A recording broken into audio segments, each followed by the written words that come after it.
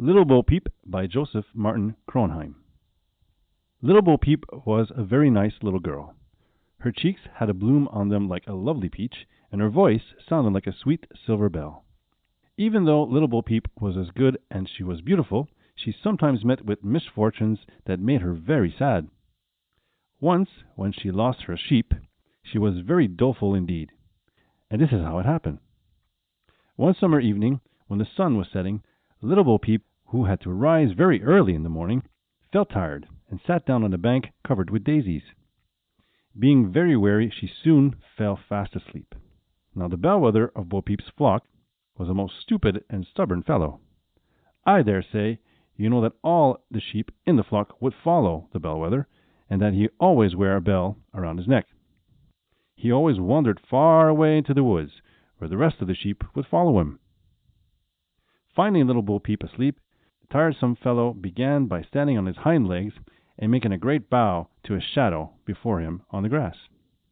After this he whirled himself round like a top, shaking his head all the time and ringing his bell.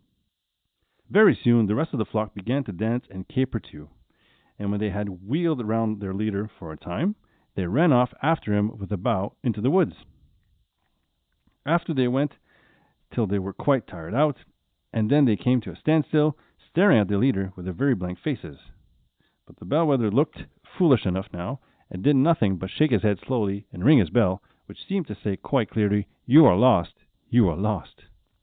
When Little Bo Peep awoke, she found her sheep gone, and hardly knowing what she did, she walked on and on far into the wood. She met some people with hoes and rakes in their hands, and asked them if they had seen her sheep, but they only laughed at her and said, "No." At last she came to a stile on which an old raven was perched. He looked so wise that Little Bo Peep asked him whether he had seen a flock of sheep. But he only cried, "Caw! Caw! Caw!"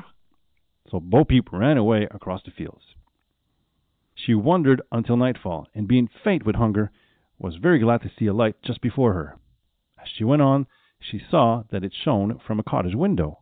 But when she came to the door, it looked so dark and dismal that she was afraid to go in, when a cross-looking old woman came out and dragged her into the cottage. She made her sit by her son, who was very ugly, with a red face and red hair. The old woman told him that she had brought Bo Peep to be his wife, so Bo Peep, who did not like him at all, ran away when they were all asleep. But she did not know where to go. When she heard something cry into the tree above her, it was a great owl, which became flapping its wings with joy. Bo Peep was frightened at first, but as the owl seemed very kind, she followed it. It took her to a cottage where there was plenty to eat and drink, and then, to Bo Peep's great surprise, it began to speak, and told her this story.